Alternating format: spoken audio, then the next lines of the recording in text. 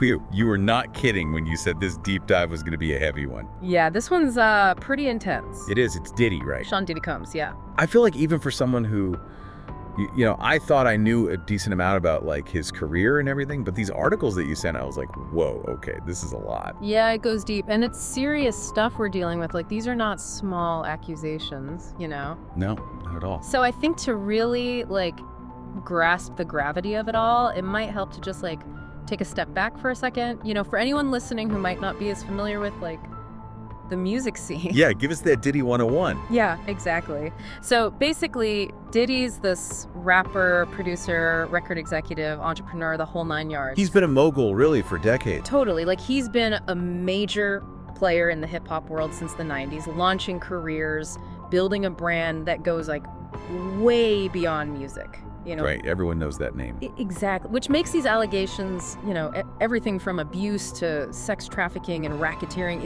it hits different, you know what I mean? Yeah, it's a whole other level because those terms are not used lightly. Exactly. You know, sex trafficking, racketeering, those are serious, serious charges with real consequences. Like we're talking potential prison time, serious legal trouble. Oh, absolutely. And it's not just like accusations of bad behavior, you know? Yeah. These charges, they point to something deeper, a pattern of potential criminal activity. It was really that Cassie Ventura lawsuit back in November 2023 that seemed to like really blow the lid off this whole thing. Yeah, for sure. It went from whispers and rumors to this very public legal battle. What was it about her case specifically that made it so explosive? I think it was like a few things coming together at once. I mean, Ventura and Diddy go way back, right? Yeah, very public, on again, off again for years. Exactly. So it wasn't just some random person making accusations. And Ventura's lawsuit, it alleged years of physical and sexual abuse. But the real bombshell, I think, was that surveillance video from 2016. Oh my gosh, that video is just hard to watch. Brutal. It really was. It showed Diddy attacking her in a hotel hallway. Yeah, and her lawyer even said, Ventura's lawyer called it gut-wrenching. And I think it forced people to actually, like, confront these allegations. Right. Because there was video evidence. It became very real. Yeah, it wasn't just he said, she said. Exactly. It felt like that video emboldened people to come forward with their own stories, too. Yeah. Because shortly after it came out, we saw this wave of accusations about Diddy's behavior. Right. Yeah. Yeah. And I mean, some disturbing stories, right? Like, one that really stuck with me was from a Jane Doe. This was December 2023. Okay. She accused Diddy and some others of gang rape. Whoa. And this was back in 2003, and it involved a high-ranking executive at Bad Boy Records, so it's like, it gets very messy. Oh, very messy. And the thing is, that wasn't even it. More women started coming forward. Lawyers were hinting at even more victims. Oh. It became clear that this wasn't going away, you know? Yeah. It felt like authorities were starting to, like, really take these allegations seriously. Yeah, and then March 2024, those raids on his homes in Miami and Los Angeles. Yeah, those were big. That was a turning point, it felt like, Yeah. you know? Because this wasn't just local police anymore, it was Homeland Security. Right. The Southern District of New York. Feds were involved, yes. This was a whole other... It escalated quickly. It really did, yeah. And what's so interesting about all this is how, like, alongside the lawsuit and the raids, you had this other layer developing with these, like, older interviews and things resurfacing. Yeah, right. Remember that Usher interview? Usher, yes. It was from 2016. People dug it up. And Usher lived with Diddy early in his career. Right, and they asked him about it, and he said something about seeing some curious things. It wasn't, like, direct confirmation or anything, you know? Right. But it definitely added fuel to the fire, you know? People were putting the pieces together. Oh, yeah, for sure. And meanwhile, through all of this, Diddy's lawyers out there publicly calling it a witch hunt and maintaining his client's innocence and all that. High classic. The whole playbook, but yeah. But that whole narrative, it kind of blew up a few months later, September 2024. Yeah, the indictment. The arrest. It felt like, whoa, okay, this is real serious now. Yeah, it went from, like, allegations and investigations to, this is actually happening. Because those charges, sex trafficking and racketeering, Heavy stuff. those are the same charges that took down R. Kelly. Exactly. And that's a whole other... Oh, we could do a whole deep dive on that one. We should, but yeah, that just shows you how seriously these charges were being taken. Oh, absolutely. This is not a slap on the wrist, celebrity justice kind of situation. No, not at all.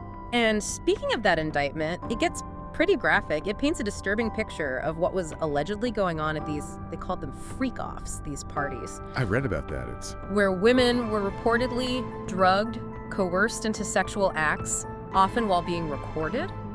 And not just that, the indictment mentions those raids back in March.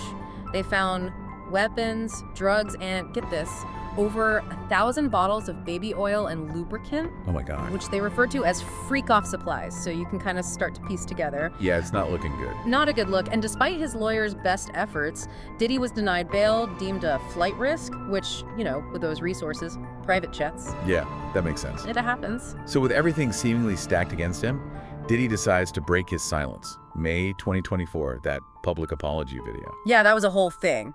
What was your take on that? Because it was definitely a choice. A choice? I don't know if it was the right choice, but it was a choice. Because he expresses remorse, Yeah. takes responsibility Yeah. for his actions, particularly with that hotel video with Cassie Ventura, Right. talks about hitting rock bottom, seeking professional help, needing to ask for God's forgiveness. He even says he's disgusted with himself. Strong words. Very strong words. But, and this is a big but, he doesn't actually admit to the more serious allegation. Right. He doesn't address the sex trafficking, the gang rape accusation. Exactly. So it's like, how much weight do you give this apology? It felt incomplete, you know? And to make things even more complicated, the Los Angeles County District Attorney's Office, they released a statement saying that even if the behavior in that hotel video did happen, they couldn't prosecute. Because of the statute of limitations. Statute of limitations. And it's like, we have this awful video, an apology that doesn't quite address everything, and a legal statement essentially saying, even if it happened, it's too late. Yeah, it was a lot to unpack. No wonder the public reaction was so divided. Oh, absolutely. You had some fans, diehard fans, supporting Diddy, believing his apology. Hoping for his redemption. Sure, but then you had this huge group of people who were just disgusted, betrayed even. And rightfully so. Right, we're talking about accusations of horrific actions. Absolutely, and to make matters worse, this whole thing, it started to impact those around Diddy. Oh yeah, his family, especially the children of Kim Porter, his ex-girlfriend. And the mother of his children. Right, the rumors surrounding her death, incredibly painful, especially for them. Heartbreaking, they're grieving their mother, and then having to deal with all of this, the accusations against their father. It's awful, and they eventually had to release a statement, Refuting those rumors. calling them hurtful and false, saying that their mother's death was from natural causes. Pleading with the public to just let her rest in peace. It just shows you the ripple effect of these situations. The collateral damage, it's not just about Diddy and the alleged victims. It's their families, their friends, everyone connected to them gets pulled into this. It's a mess, and it feels like we keep seeing this pattern in Hollywood, in politics, everywhere. It's everywhere. Allegations, denial, delay tactics, attempts to silence victims. Gotta stop. It does. It's like we need to look at the system that enables this, that protects abusers. Hold them accountable, regardless of their power, their influence. 100%. It's about changing the culture that allows this to continue. And that's a much bigger challenge than any single court case can address. Oh yeah, this is a societal issue. Exactly. So where does that leave us with Diddy? With these allegations? What are your thoughts? So where does that leave us with Diddy? With these allegations, what are your thoughts? Well, it's tricky, right? Because legally, this is probably far from over. Yeah. I mean, if the R. Kelly case taught us anything, it's that these things can drag on for years, especially when you have someone like Diddy with the resources to fight back, you know? Right. So we could see more victims come forward, more evidence. Who knows? It could be a long road ahead before we get any real answers. And even if he's acquitted, the damage is done. Oh, absolutely. His reputation, his legacy, it's got to be tough to come back from this, you know? Yeah, I mean, these accusations, they've rocked the music industry, sparked a conversation that probably needed to happen, you know? About the abuse of power. Exactly. Because it feels like that's at the heart of so much of this. You have this industry built on power, influence. It's a recipe for disaster sometimes. Right. Young artists eager to please, to make it big, and they're vulnerable. And there's always someone willing to take advantage, Yeah. right? Producers, executives, even other artists, people like Diddy. And to speak out against that, that's got to be terrifying. Oh, yeah, the fear of retaliation, career suicide. Anyone even believe you? Exactly. And let's be real, even without those fears, to accuse someone as powerful as Diddy, that's a huge step. Hugely intimidating. So yeah, even if he's found not guilty in a court of law, the court of public opinion, that's a different story. And it's a story that's playing out everywhere, not just the music industry. Everywhere. We see this pattern. Abuse of power, people silenced. It's like, how do we break this cycle? That's the million-dollar question, right? There's no easy answer. But we have to do something. We do, and I think it starts with each of us, looking at our own biases, calling out bad behavior when we see it.